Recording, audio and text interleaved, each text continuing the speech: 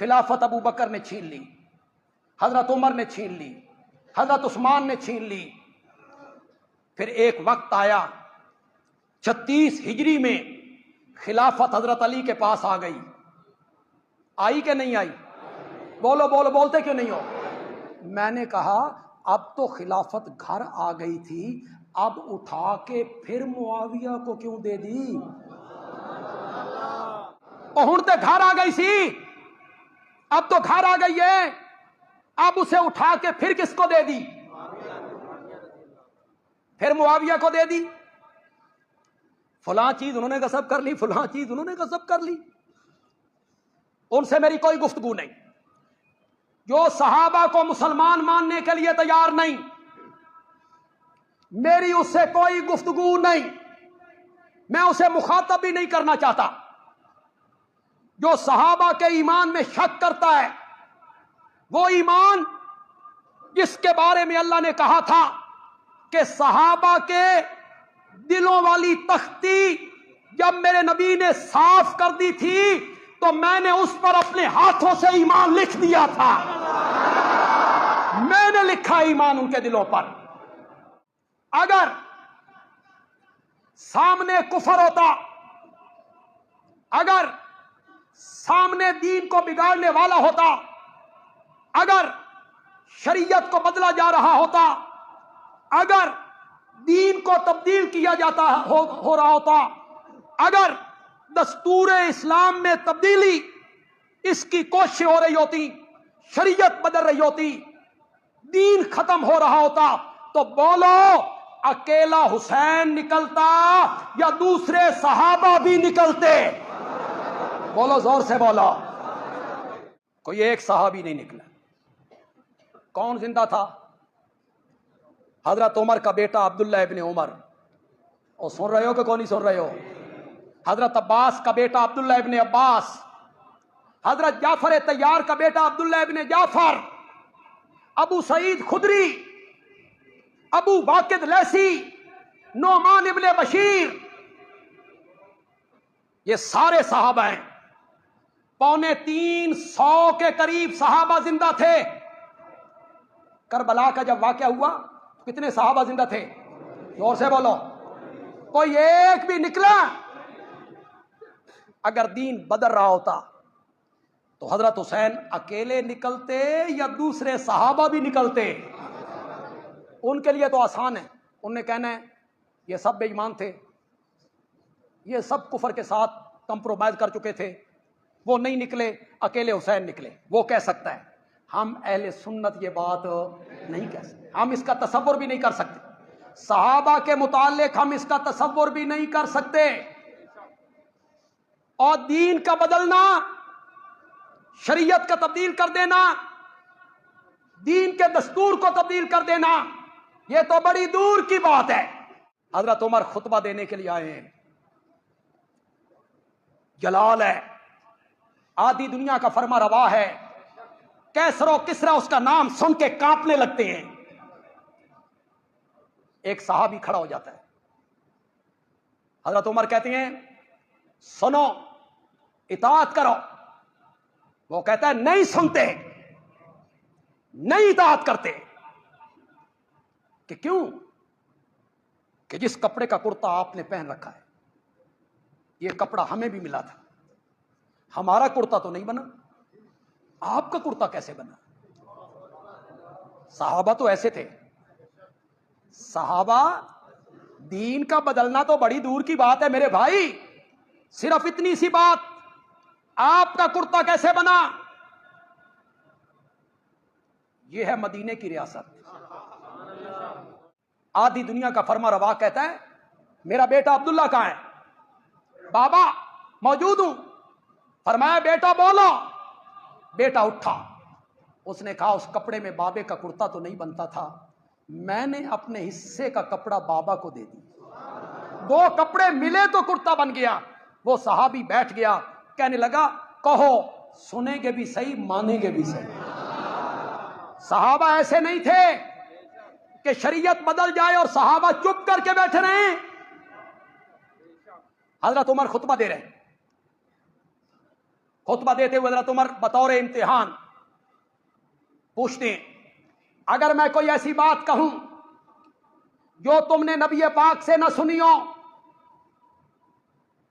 उनके खिलाफ बात करूं तो मेरी बात को मानोगे?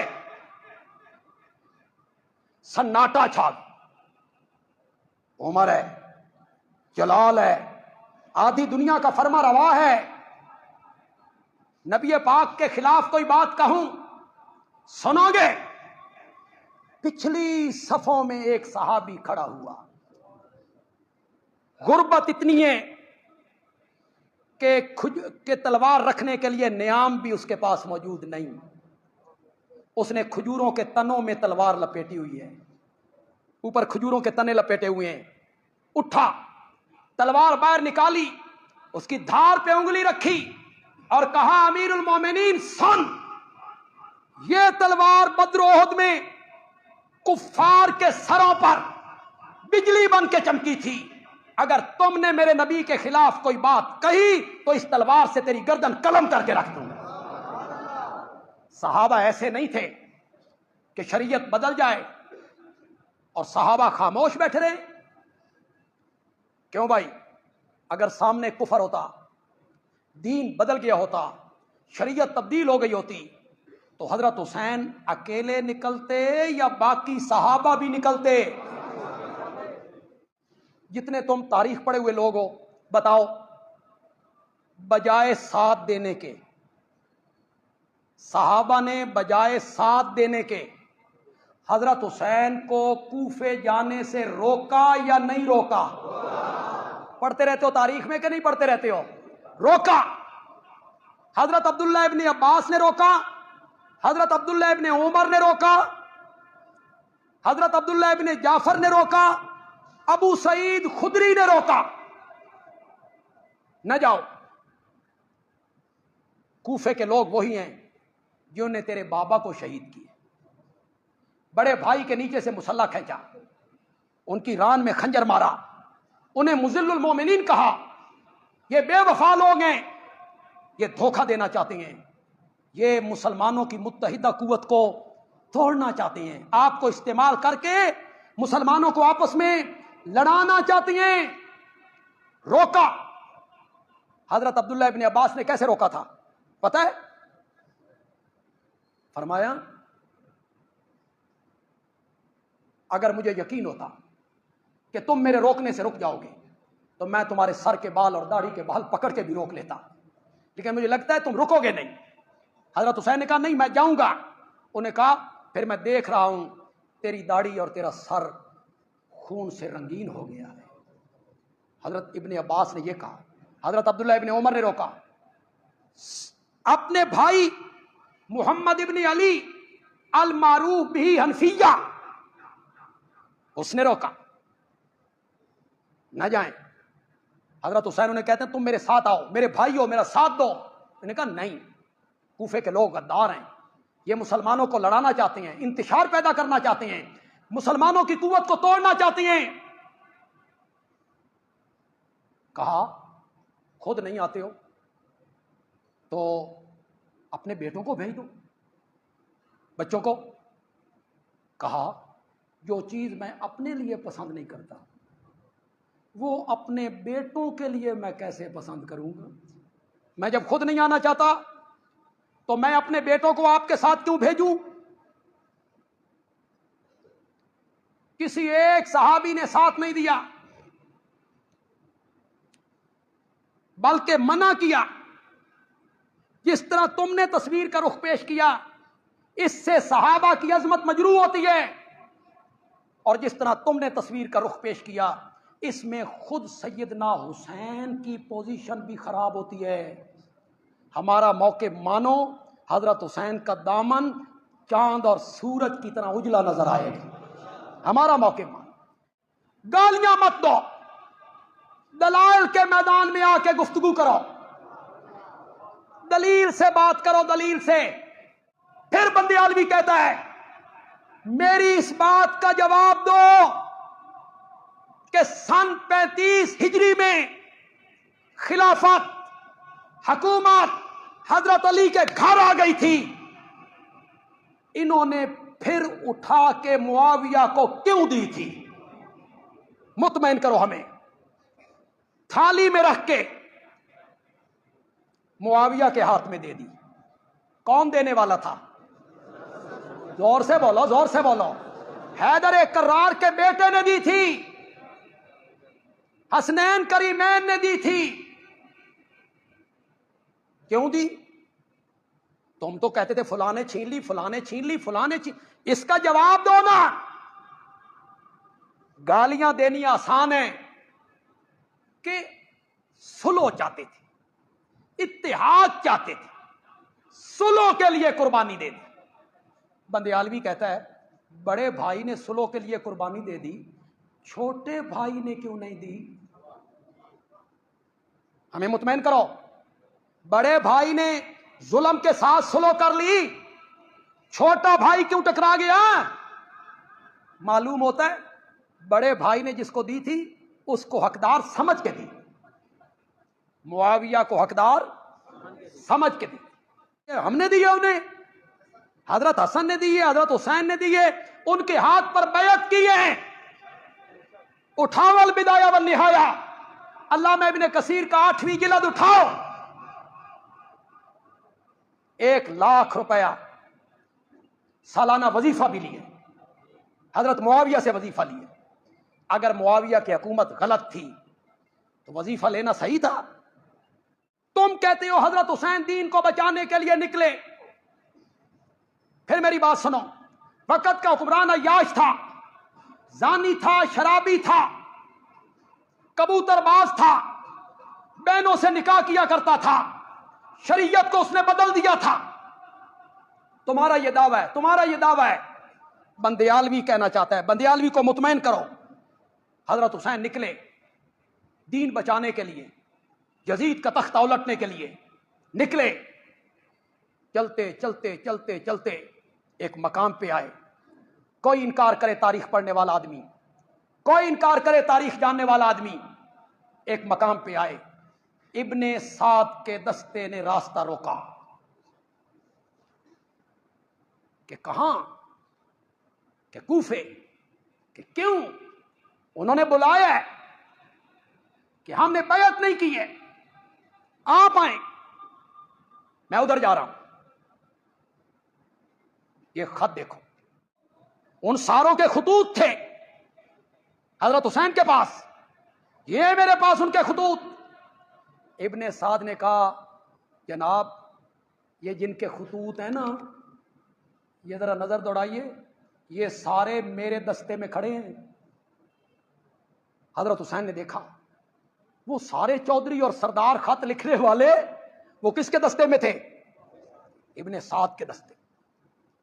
حضرت حسین نے ایک ایک کو آواز لگائی، او فلاں، او فلاں، او فلاں، او فلاں، یہ خط تمہارے نہیں ہیں؟ انہاں کیا سن 5 تن دی سویں،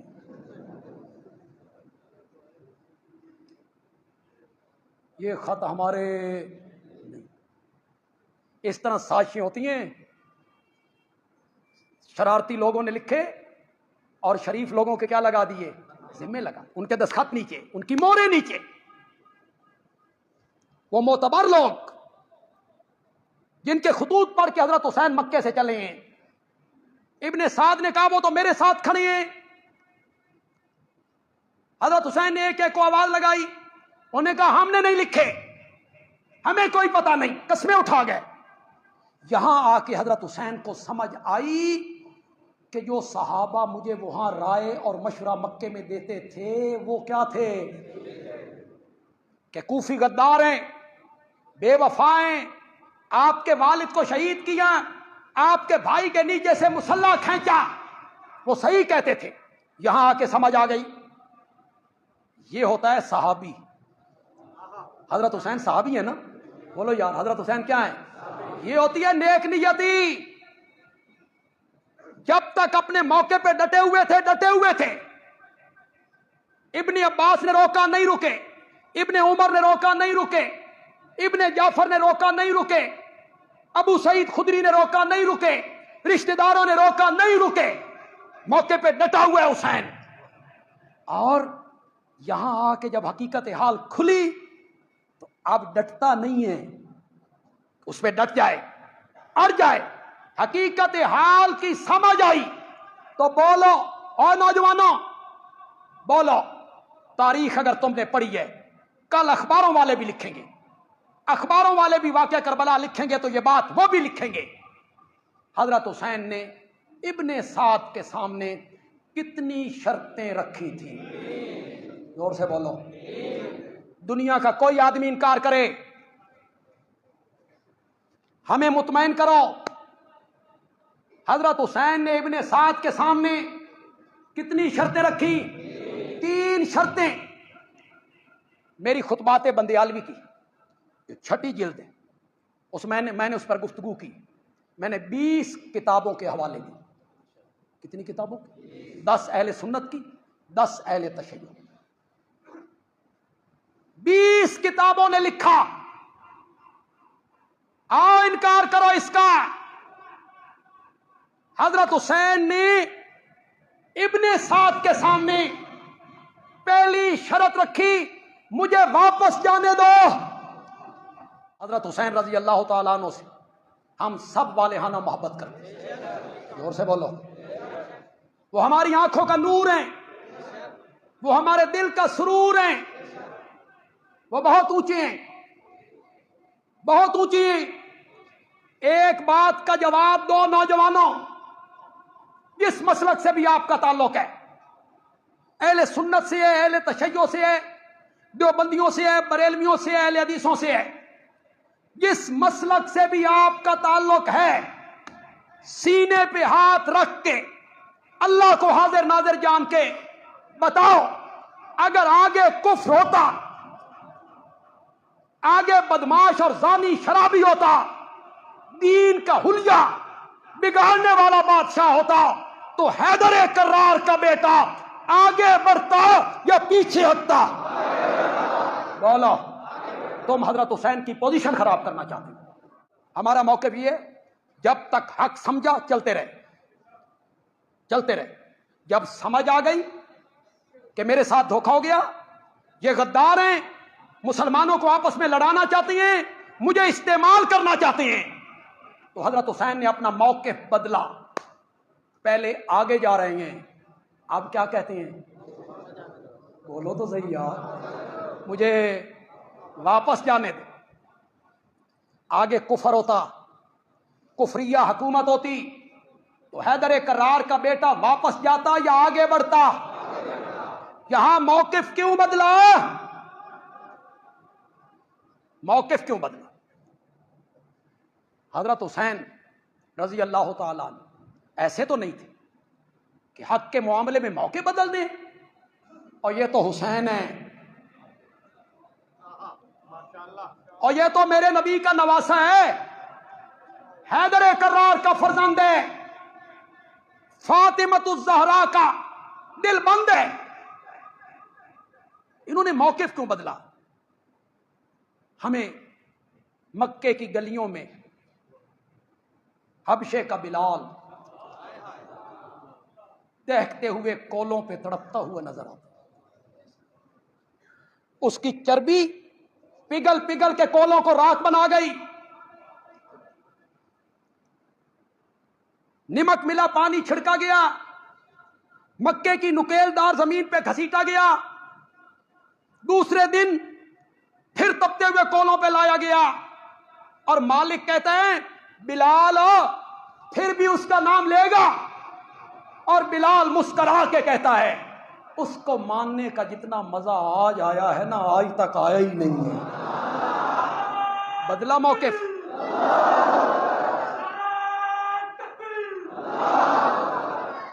بدلا موقع بلال نے، اور زور سے بولو، زور سے بولو۔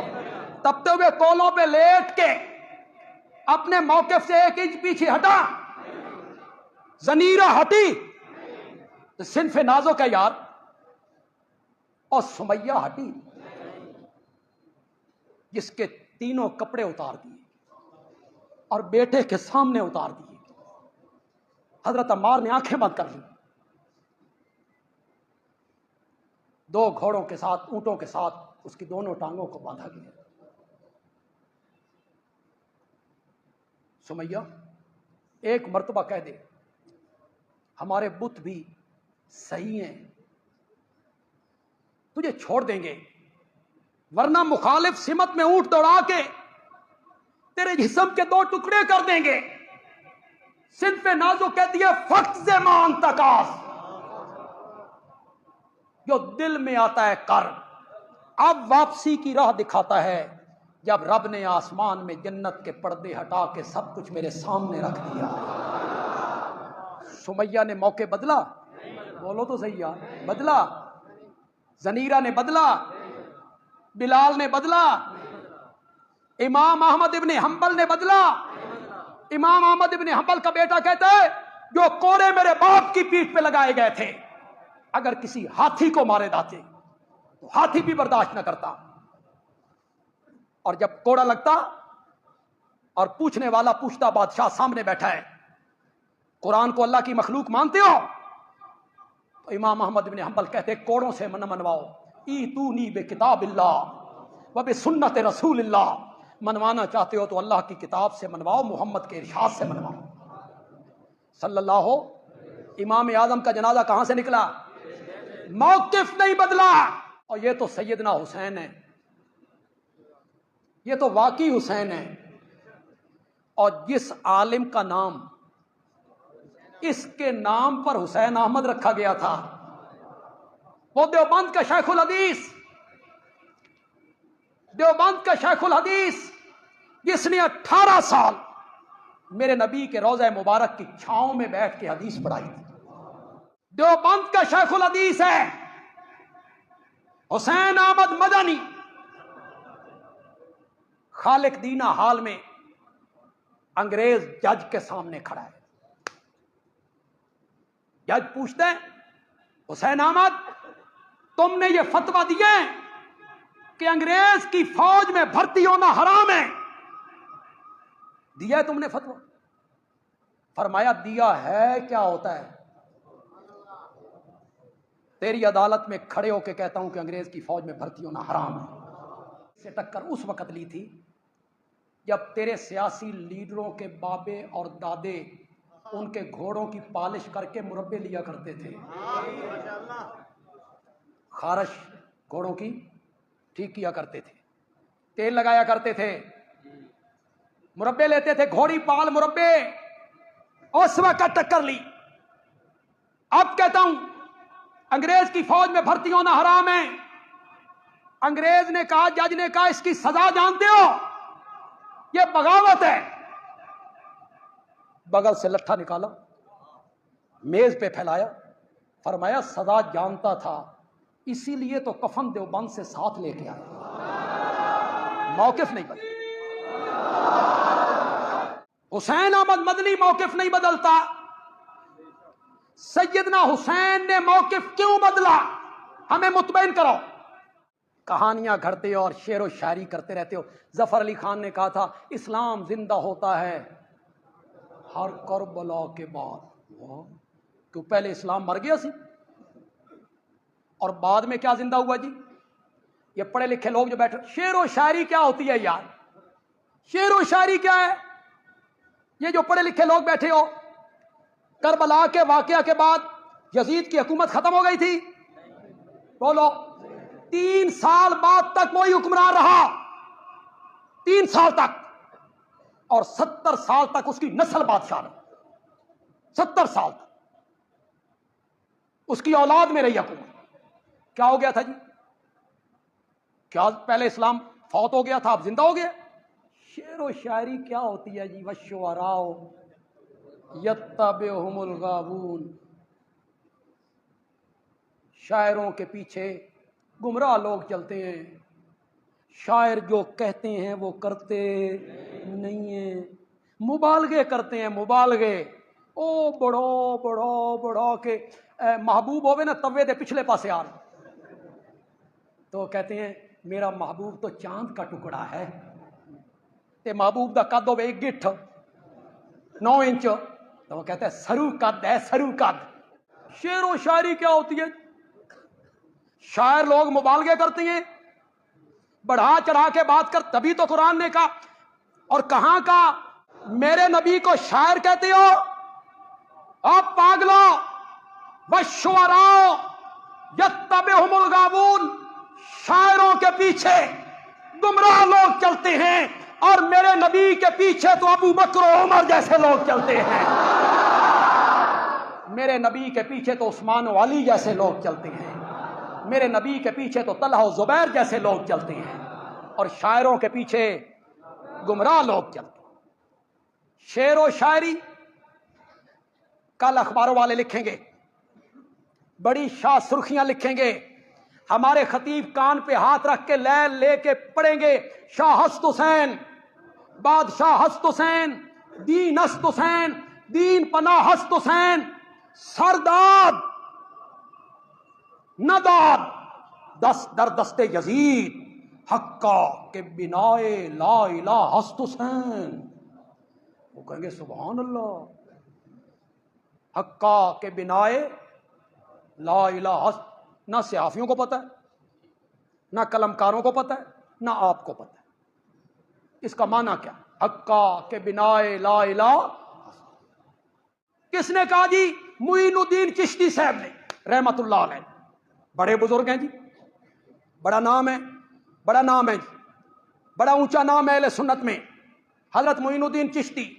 انہوں نے کہا ہے میں سارے ملک کے علماء کو، سارے ملک کے شاعروں کو، سارے ملک کے صحافیوں کو، سارے ملک کے قلمکاروں کو چیلنج کرتا ہوں، حضرت معین الدین اجمیری کی کسی کتاب سے یہ شعر نکال دو، میری سزا پھانسی ہے، نکالو، لے آؤ، لے آؤ، لے آؤ یہ شعر، کسی دیوان میں یہ شعر نہیں ملے گا، ان کا شعر نہیں ہے، یہ معین الدین کاشانی کا شعر ہے، اور معین الدین کاشانی سین نہیں تھا، نام چونکہ ایک تھا، معین الدین کاشانی، سنیوں میں مقبول بنانے کے لیے کاشانی کی جگہ کیا لگا دیا؟ اہل سنت نے قبول کر لی۔ معین الدین چشتی صاحب کا ہے جی، بڑے بزرگ ہیں جی، ولی اللہ ہیں۔ مینا کیا ہے؟ مینا یہ حقا، یقیناً، حقا کا مینا یقیناً، بنا بنیاد، بنیاد، لا الہ مراد کلمہ ہے، مراد کلمہ ہے، دین کہتا ہے یقیناً لا الہ الا اللہ، اور دین کی بنیاد جو ہے یہ حسین نے کربلا میں رکھی۔ صحیح ہے؟ صحیح ہے؟ کن کن پر ہاتھ صاف کیا گیا جی؟ کن کن پر ہاتھ صاف کیا گیا؟ دین کی بنیاد کربلا میں رکھی گئی۔ بندیالوی کہتا ہے کہ دین کی اور کلمے کی بنیاد سب سے پہلے آمنہ کے لال نے رکھی تھی۔ غلط یا صحیح؟ میرے نبی نے رکھی تھی۔ دین کی بنیاد مکے کے چوراہے پہ دو ٹکڑے ہو کے سمیہ نے رکھی تھی، تپتے ہوئے کولوں پہ لیٹ کے بلال نے رکھی تھی، لوہے کی سلاخیں آنکھوں میں پھروا کے سمیہ نے رکھی تھی، بدر کے شہیدوں نے رکھی تھی، احد کے شہیدوں نے رکھی تھی، حضرت حمزہ نے اپنے جسم کے 12 ٹکڑے کروا کے رکھی تھی۔ سب سے پہلے اسلام کی بنیاد اور دین کی بنیاد اور کلمے کی بنیاد میرے نبی نے رکھی۔ کیوں بھائی؟ کربلا تو سن 61 ہجری میں ہوا، 61 ہجری تک اسلام کی بنیاد ہی کوئی نہیں تھی۔ یہ سب مبالغے ہیں، یہ سب بڑھا چڑھا کے بات کرنی ہے۔ حضرت حسین رضی اللہ تعالیٰ عنہ نے پہلی شرط رکھی، مجھے زور سے بولو، زور سے بولا، واپس جانے دو۔ دوسری شرط، مجھے کسی سرحد پہ پہنچا دو تاکہ میں کفار کے خلاف جہاد کرتے ہوئے جام شہادت نوش کروں، کافروں کے خلاف جہاد کروں۔ اس سے پہلے میں نے یہ بات کبھی نہیں کہی، آج کہتا ہوں، پتہ نہیں سمجھا پاؤں گا کہ نہیں۔ بندیالوی کہتا ہے حضرت حسین تو خود اس وقت بھی جہاد میں چل رہے تھے بقول تمہارے، تم کہتے ہو کہ جہاد تھا، باطل کے خلاف، تو یہ حضرت حسین کسی اور جہاد کی بات کیوں کرنے لگے؟ مجھے سرحدوں پہ پہنچا دو، میں جہاد کروں کفار کے مقابلے میں، اور تیسری شرط سنو، تم مانو گے نہیں، مانو گے تو آدھی مانو گے، کھا جاؤ گے، مجھے یزید کے پاس لے چلو، یہ تیسری شرط۔ تم کیا بیان کرو گے؟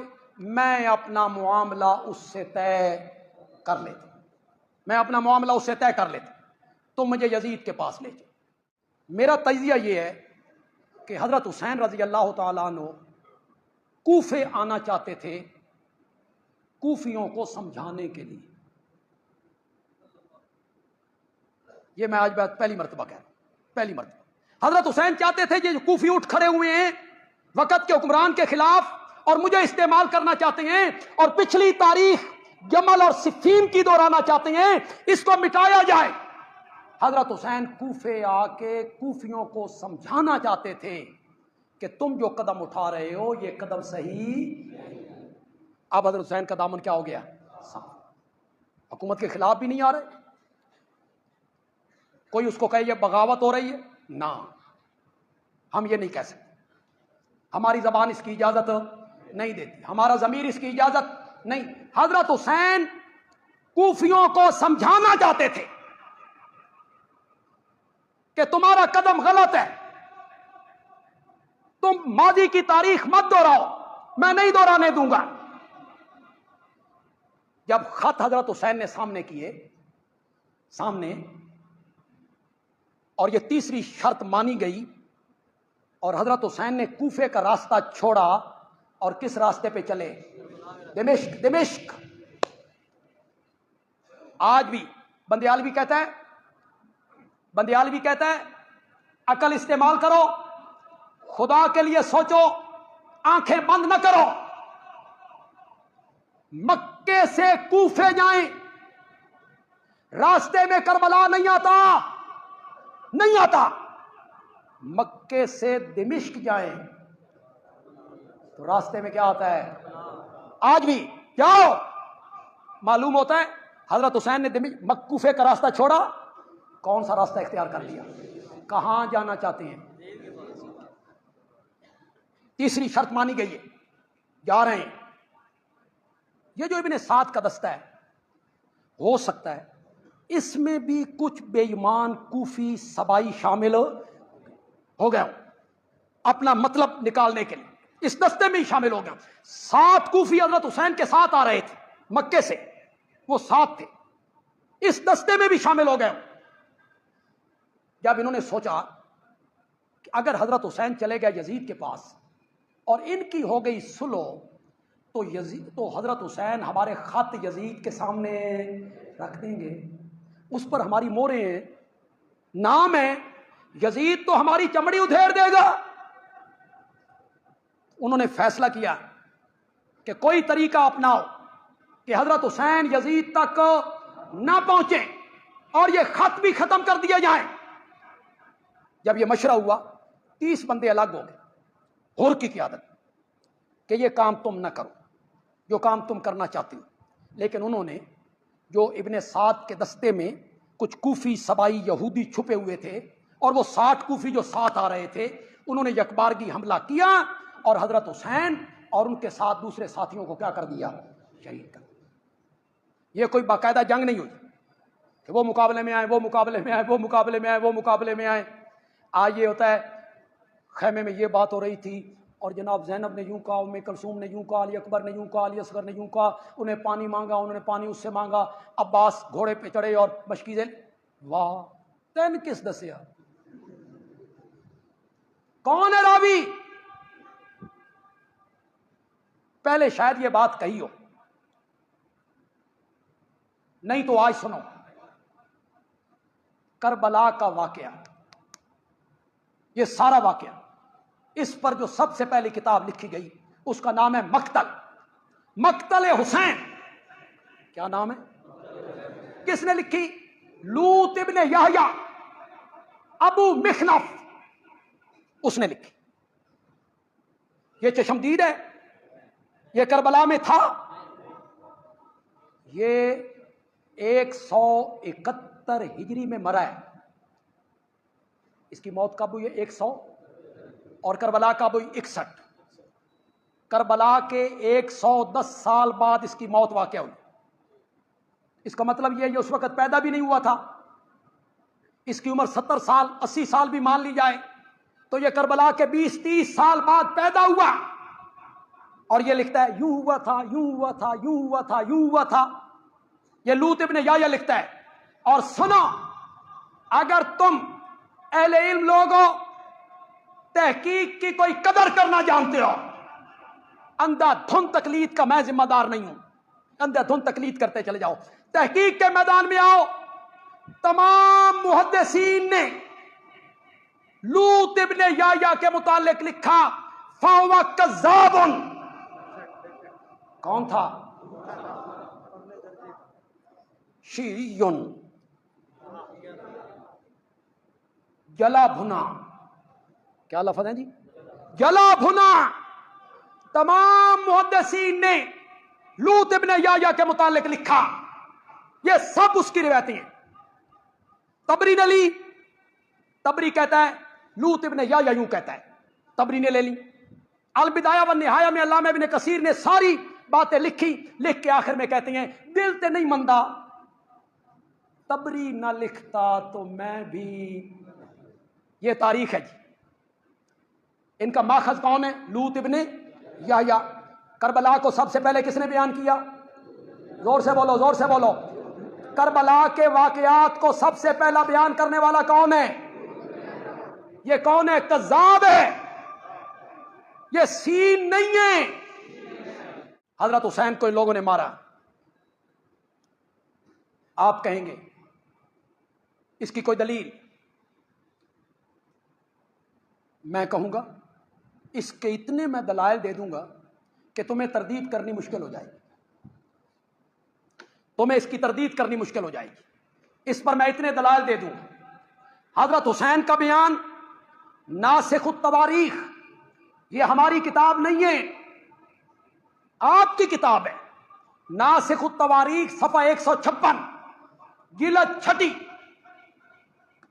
حضرت حسین خیمے کے باہر بیٹھے ہیں، خطوط دیکھ رہے ہیں، مغموم ہیں. ایک عراقی شخص گزرا، پوچھا کیا بات ہے؟ حضرت حسین نے فرمایا کوفہ کے لوگوں نے مجھے بلایا، یہ سب ان کے خطوط ہیں اور یہی میرے قتل کے درپے ہیں. کس نے بلایا؟ زور سے بولو، زور سے بولو. خط کس نے لکھے تھے؟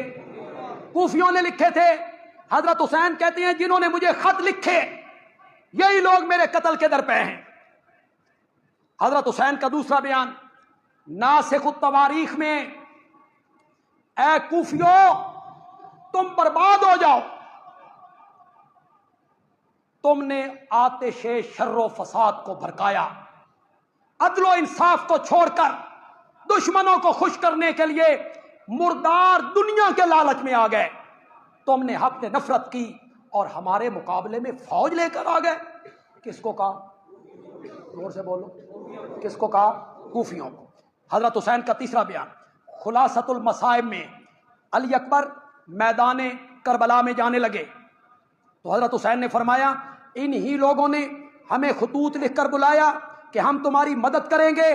پھر جب ہم آ گئے ہمارے دشمن بن گئے اور ہمارے ساتھ لڑنے کے لیے تیار ہو گئے.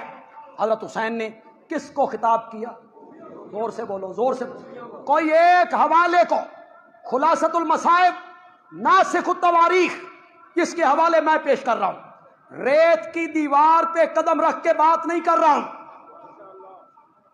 پہاڑ جیسی جگہ پہ قدم رکھ کے بات کر رہا ہوں. جٹلائے کوئی اس حوالوں کو. حضرت زین العابدین،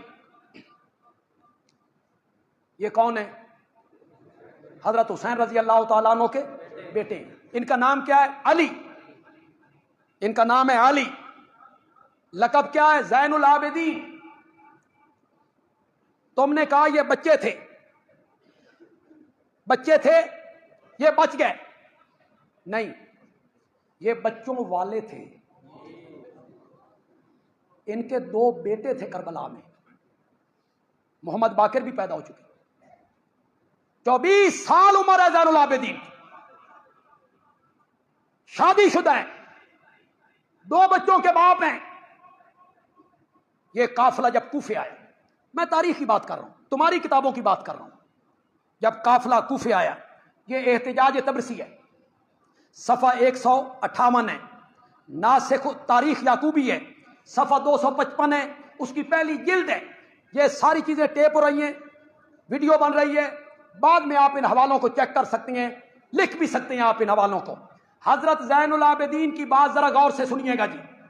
بیمار ہیں، اونٹ پر ہیں، کجاوے میں، کوفے میں جب پہنچے تو دیکھا کہ کوفے کے لوگ رو رہے ہیں، کوفے کی عورتیں رو رہی ہیں، نوح کر رہی ہیں۔ زین العابدین نے پوچھا یہ کیا ہے، یہ کیوں رو رہے ہیں؟ تو بتانے والوں نے بتایا کہ یہ حضرت حسین پر رو رہے ہیں، ان کے انتقال اور شہادت پہ رو رہے ہیں۔ تو زین العابدین نے کہا فمن قتلہ اذن، ومن قتلہ اذن، اگر یہ رو رہے ہیں تو پھر میرے بابا کو قتل کس نے کیا ہے؟ فمن قتلنا غیرہم، ان کے سوا ہمیں کس نے قتل کیا ہے؟ تو زین العابدین نے کیا کہا کہ میرے بابا کے قاتل کون ہیں؟ زور سے بولو یار، زور سے بولو۔ دیکھیں، جب کوئی حادثہ ہوتا ہے، کوئی بندہ قتل ہو جاتا ہے، اس کے ساتھ اس کا دوست ہے، چچا ہے، بھتیجا ہے، بیٹا ہے، اس کے سامنے وہ قتل ہو گیا، تو سب سے معتبر گواہی کس کی ہوتی ہے؟ بولو تو صحیح، اسی کی۔ وہ جو ساتھ ہے، زین العابدین کی گواہی پیش کر رہا ہوں۔ زین العابدین کہہ رہے ہیں اگر کوفے کے لوگ رو رہے ہیں فمن قتلنا غیرہم، تو ان کے سوا ہمیں قتل کس نے کیا ہے؟ حضرت علی رضی اللہ تعالیٰ عنہ کی بیٹی ہیں سیدہ زینب، کہو یار رضی اللہ تعالیٰ، سیدہ زینب، ان کا بیان سنو جی۔ کوفہ کے لوگ روتے پیٹتے، آنسو بہاتے بازاروں میں آئے، عورتوں نے نوحہ کیا، تو زینب نے خطبہ دیا۔ یہ جلاء العیون میں بھی ہے ملا باقر مجلسی کی، اور ناسخ التواریخ میں بھی ہے، صفحہ 243 جلد 6۔ یہ تمہاری باتیں ہیں، تمہاری باتیں، مجھ سے پوچھو، میں اہل سنت ہوں، میں خاندان علی سے محبت کرنے والا ہوں، سارا قافلہ ختم بھی ہو جاتا تو حضرت علی کی بیٹی خطبہ دینے کے لیے کبھی میرا دل نہیں۔ حضرت علی کی بیٹی ہو، خطبہ دے رہی ہو، حضرت علی کی بیٹی ہو، لوگوں کو خطاب کر رہی ہو، خطبہ دیا، اے کوفیو، اے مکارو، تم ہم پر روتے ہو حالانکہ تم ہی ہمارے قاتل ہو، واللہ واللہ لازم ہے کہ تم بہت روو، لازم ہے کہ تم بہت روو، کم ہنسو۔ زینب کی بات کتنی سچی ثابت ہو رہی، زینب کی بات کتنی سچی ثابت ہو رہی۔ حضرت حسین کی بیٹی سیدہ فاطمہ کہتی ہیں کوفیو دھوکے بازو، تم نے ہمیں جھٹلایا، ہمارے قتل کو حلال سمجھا، ہمارا مال غنیمت سمجھ کے لوٹا، جس طرح کل تم نے ہمارے دادا حضرت علی کو قتل کیا تھا، تمہاری تلواروں سے ہمارا خون ٹپک رہا ہے۔ کس کو خطاب کیا؟ زور سے بولو، زور سے بولو۔ کیا کہا؟ میرے دادا علی کو بھی قتل کس نے کیا؟ کوفیوں نے کیا۔ حضرت علی کی ایک اور بیٹیاں ام کلثوم، یہ حضرت عمر کی زوجہ ہے، زوجہ فاروق اعظم ہے، ام کلثوم، جلاء العیون صفحہ 506۔ جب کوفیوں کی عورتیں بال کھول کے باہر نکلیں، پریشان حال ہوئی، تمانچے اپنے چہروں پہ مارنے لگیں، تو فرمایا او کوفیوں، تمہارے مردوں نے ہمیں قتل کیا، اور تمہاری عورتیں ہم پر روتی ہیں، اللہ تعالیٰ قیامت کے دن تمہارے اور ہمارے درمیان فیصلہ کر۔ کس کو کہا؟ کس کو کہا؟ کوفیوں کو۔ محمد باقر یہ 5ویں امام ہیں جی، ان کے نزدیک 5ویں امام ہیں، امام معصوم محمد باقر۔ کس کے بیٹے ہیں؟ حضرت زین العابدین کے بیٹے ہیں۔ ان کی یہ بات جلاؤ عیون نے نقل کی۔ کوفیوں نے حضرت علی کی بیعت کی، پھر بیعت توڑ دی اور ان پر شمشیر کھینچی، قتل کیا۔ حسن کی بیعت کی، ان سے دھوکہ کیا، فریب کیا، ارادہ کیا حسن کو پکڑ کر دشمنوں کے حوالے کر دیں۔ کوفیوں نے ان کی ران میں خنجر مارا، خیمہ لوٹا، حتیٰ کہ انہوں نے معاویہ سے صلح کر لی اور گھر والوں کے خون کو بچایا۔ پھر ہزاروں کوفیوں نے حسین کی بیعت کی۔ جنہوں نے بیعت کی خود انہوں نے شمشیر حسین پر چلائی، اور انہی لوگوں نے حضرت حسین کو شہید کیا۔ جنہوں نے بیعت کے لیے بلایا، خط لکھے، انہی نے حضرت حسین کو کیا کیا؟ یہ کس کا بیان ہے؟ محمد باقر کا۔ آئیے، اگر مجرم خود اعتراف جرم کر لے، مجرم خود اعتراف جرم کر لے کہ ہم نے قتل کیا، ہم نے مارا ہے، اس کے بعد کوئی بات رہ گئی بھائی؟ اور بولتے کیوں نہیں ہو کوئی بات رہ گئی؟ یہ حوالہ ہے مجالس المومنین کا، قاضی نور اللہ شوستری، مجالس المومنین صفحہ 241۔ سنیے گا ذرا، کوفہ کے لوگ واقعہ کربلا کے بعد مل بیٹھے، افسوس کرنے لگے کہ ہم نے جو کام کیا دنیا و آخرت کا خسارہ کیا۔ ہم نے حسین کو بلایا، پھر ہم نے تلوار چلائی، ہم شرمسار ہیں، اللہ کے سامنے ہم سب کو توبہ کرنی چاہیے۔ پھر کہنے لگے توبہ کی صورت یہ ہے کہ ہم ایک دوسرے کو قتل کریں، توبہ کی صورت یہ ہے کہ ہم ایک دوسرے کو قتل کریں جس طرح بنی اسرائیل نے کیا تھا۔ یہ کہتے ہوئے تمام کوفہ کے لوگ توبہ کرتے ہوئے زانو کے بل گر گئے۔ خود اعتراف کیا کوفیوں نے کہ سیدنا حسین رضی اللہ تعالیٰ عنہ کے ساتھ ہم نے کیا کی؟ غداری کی۔ خط لکھ کے بلایا، عین وقت پہ دامن چھڑایا، اور ان کے خلاف ہم نے تلوار کھینچی۔ ایک بات میں یہاں کرنا چاہتا ہوں، جنہوں نے قتل کیا یہ کون تھے؟ زور سے بولو۔ کوفی۔ کوفہ کس کا دارالخلافہ تھا؟ حضرت علی کا، حضرت حسن کا۔ یہ وہ لوگ تھے یہ ساشی، سبائی، یہودی، منافق۔ انہوں نے بلایا، شہید کیا، تو پھر الزام کس پہ لگا دیا؟ یزید پہ۔ کہ قاتل کون ہے؟ یزید۔ اور خط لکھنے کا الزام لگا دیا حضرت سلیمان ابن سرد پہ رضی اللہ تعالی، وہ الزام ان پہ لگا دیا کہ خط کس نے لکھے تھے؟ حضرت سلیمان ابن سرد نے۔ سلیمان ابن سرد میرے نبی کے صحابی ہیں، اور ہم اپنے اللہ سے معافی مانگتے ہیں، اس میں کوئی شرمندگی والی بات نہیں۔ کوئی کل قیامت کی شرمندگی اس سے بہتر ہے کہ آج بندہ اعتراف کرے۔ سلیمان ابن سرد رضی اللہ تعالیٰ عنہ کے متعلق جو کوئی جملہ میری زبان سے نکلا کسی تقریر میں یا تحریر میں، میں اللہ سے معافی مانگتا ہوں، اللہ مجھے معاف کرے۔ صحابی کے متعلق میں کون ہوتا ہوں؟ کوئی جملہ اخلاق سے گرا ہوا یا جو الزام ان پر آئے، نہیں، یہ کوفیوں کی شرارت تھی۔ انہوں نے خطوط کی ذمہ داری کس پہ ڈال دی؟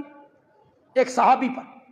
ایسے یہ حرامی لوگ تھے، خطوط کی ذمہ داری ایک صحابی پہ ڈال دی اور قتل کی ذمہ داری یزید پہ ڈال دی، اور سارے قافلے والے اپنا قاتل کس کو بتا رہے ہیں؟ کہتے ہیں واقعہ کربلا بیان کر کے تبرہ حضرت ابو بکر پہ، حضرت عمر حضرت عثمان. بھئی کیوں؟ کہ جی وہ قصوروار ہیں. اور بھائی وہ کیسے قصوروار ہو گئے؟ وہ تو 35-40 سال پہلے گزر گئے تھے، 45 سال پہلے. کہا وہ سقیفہ بنی ساعدہ میں نہ علی سے خلافت چھینتے اور نہ یزید خلیفہ بنتا. انہوں نے خلافت چھینی تو وہ ذمہ دار ہے نا. بندیالوی پھر کہتا ہے انہوں نے خلافت چھینی، سن 35 ہجری میں خلافت پھر حضرت علی کے گھر آ گئی، پھر اٹھا کر معاویہ کو دوبارہ کیوں دے دی؟ اٹھا کے معاویہ کو کیوں دے دی دوبارہ؟ تبرہ کرتے ہو حضرت ابوبکر پہ. قاتلان حسین کی تو میں نے خانہ تلاشی کر دی، ڈھونڈ دیے ہیں آپ کو قاتل، اور بتایا بھی کس نے؟ بچنے والے افراد نے. بندیالوی کہتا ہے 35 آدمی، تم 72 کہتے ہو، چلو تمہاری بات کرتے ہیں. 72 آدمی میدان کربلا میں شہید ہوئے، 72 آدمی. بندیالوی چیلنج کرتا ہے تم میں جرت ہے، جرت ہے تم میں، تو جو 72 آدمی کربلا میں شامل تھے اور شہید ہوئے ان کے نام بتاؤ، نام بتاؤ، ہمیں بھی پتہ چلے وہ شہید ہونے والے کون ہیں. نام بتاؤ. تم قیامت کی صبح تک نام نہیں بتاؤ. زین العابدین کا نام بھی علی، پھر علی اصغر، پھر علی اکبر. تم یہی کرتے رہو گے. ایک بیٹے کا نام علی، دوسرے کا بھی علی، تیسرے کا بھی علی. تم یہی بتاتے رہو گے.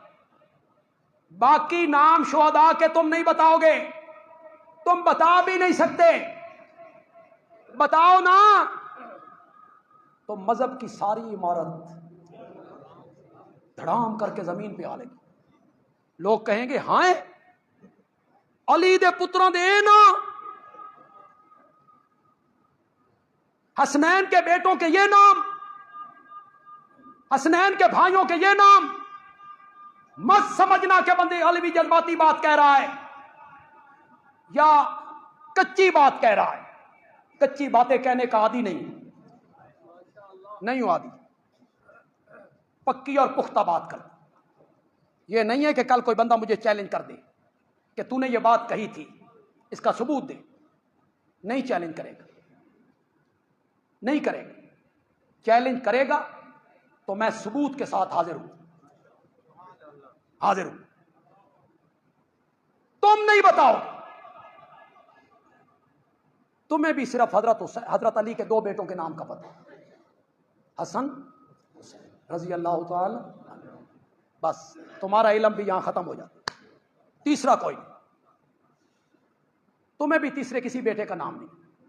حضرت علی کے 18 بیٹے. کتنے؟ 18.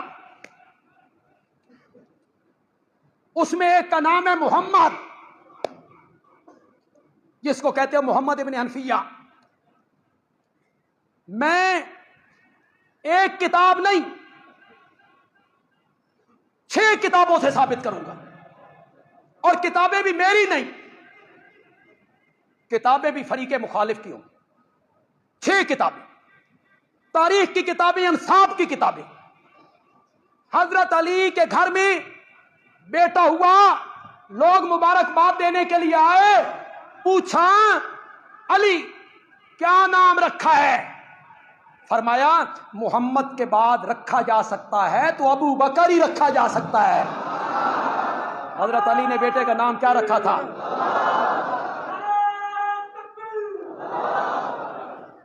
گالیاں نکالنی آسان ہے، حضرت ابو بکر پہ تبرہ کرنا آسان ہے. کیوں بھائی؟ تم اپنے بیٹوں کے نام دشمنوں کے نام پہ رکھتے ہو کہ پیاروں کے نام پہ رکھتے ہو؟ کسی بزرگ کا نام رکھ دیا، دادا کا نام رکھ دیا، فوت شدہ بابا کا نام رکھ دیا. پیاروں کے نام پہ نام رکھے جاتے ہیں. حضرت علی نے ابو بکر نام رکھ کے بتایا کہ مجھے سب سے زیادہ پیارا ہے تو ابو بکر ہے. پھر کہہ رہا ہوں، مت سمجھنا کہ بندیالوی ہوائی باتیں کہہ رہا ہے یا جوش خطابت میں کہہ رہا ہے یا لوگوں کی واہ واہ لینے کے لیے کہہ رہا ہے. نہیں، یہ مدلل بات ہے، معتبر کتابیں، معتبر لوگوں کی لکھی ہوئی ہیں. پھر بیٹا ہوا، لوگوں نے مبارکباد دی. نام کیا رکھا ہے؟ کہ فرمایا اس کا نام عمر رکھا ہے. کیا رکھا ہے؟ تم گالیاں نکالتے رہتے ہو، تم تبرہ کرتے رہتے ہو. پھر عثمان رکھا. پھر حضرت حسن کی شادی ہوئی، بیٹا ہوا. بابا نام رکھو، فرمایا اس کا نام بھی ابو بکر. حضرت حسین کی شادی ہوئی، بیٹا پیدا ہوا. بابا نام رکھو، فرمایا اس کا نام بھی ابو بکر. عمر، عثمان، حضرت علی کے ایک بیٹے کا نام ابو بکر، ایک کا نام عمر، ایک کا نام عثمان. حضرت حسن کے بیٹے کا نام ابو بکر، حضرت حسین کے بیٹے کا نام عثمان عمر. بندیالوی کہتا ہے جس گھر کے آنگن میں، جس گھر کے سین میں، جس گھر کے کمروں میں، جس گھر کے برآمدوں میں ابو بکر، عمر، عثمان نام کے بچے کھیلتے ہوں، وہ گھر رافضیوں کا نہیں سنیوں کا ہوا کرتا ہے.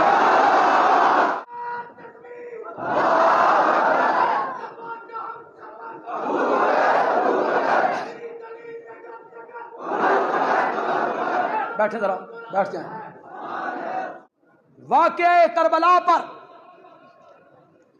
کوئی کتاب عربی میں لکھی گئی ہو، فارسی میں لکھی گئی ہو، واقعہ کربلا پر جتنی کتابیں لکھی گئی ہیں اٹھاؤ. بندیالوی کہتا ہے واقعہ کربلا پہ جتنی کتابیں لکھی گئی اٹھاؤ.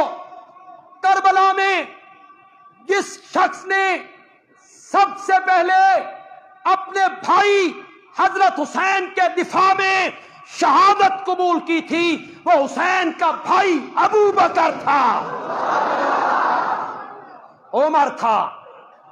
یہ اپنے بھائی کے ساتھ تھے کربلا میں، یہ بیٹے ساتھ تھے، یہ بھتیجے ساتھ تھے. لیکن تم ان کا نام نہیں لوگے.